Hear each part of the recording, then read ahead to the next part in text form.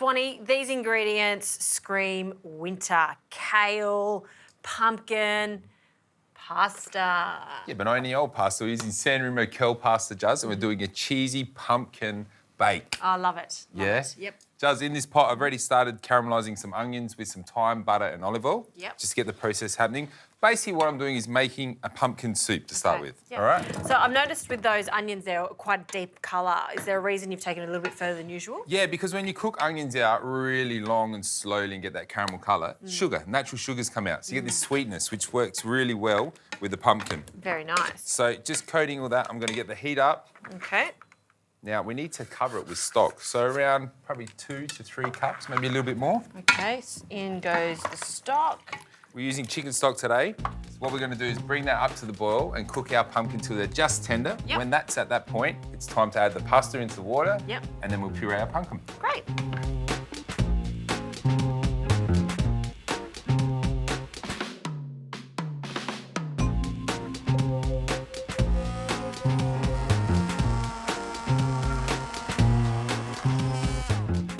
How's that, Swanee? Oh, it's looking good, Juz. Very nice. Pasta's ready.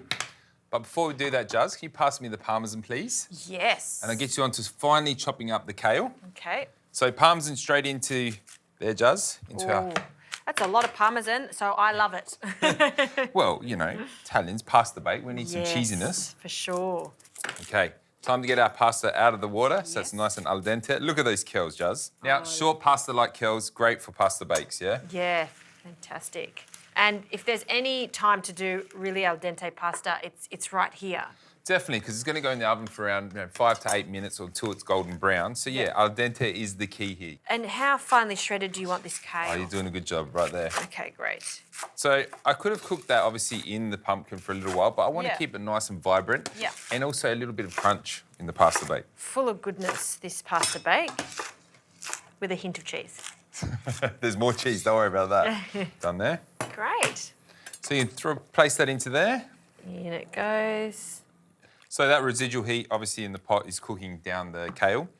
Now, chickpeas, please. Great, chickpeas. Yeah, we've got lots of fibre in here. All right, time for our pasta baking dish. There we go. Ready? Now, Juz, I'm just going to Go pour for it. half of that into the baking dish like so. Right. Spread that out. Yeah, and I might grab our little spider here too. It'll help me. Okay, spread that out. Now we're going to use some buffalo mozzarella there, bocconcini I should say. Oh, how cute are they? So you're just going to break up the bocconcini over our pasta. Okay. And then we're going to finish off with the more pasta on top, another layer of bocconcini into the oven, 220 degrees for around 10 minutes or until golden brown. Great.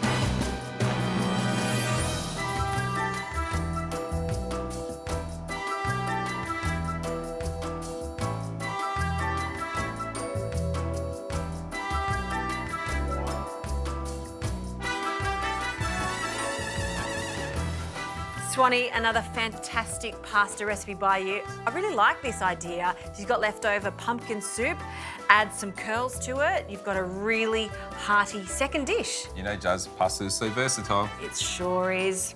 Love it. Give it a go.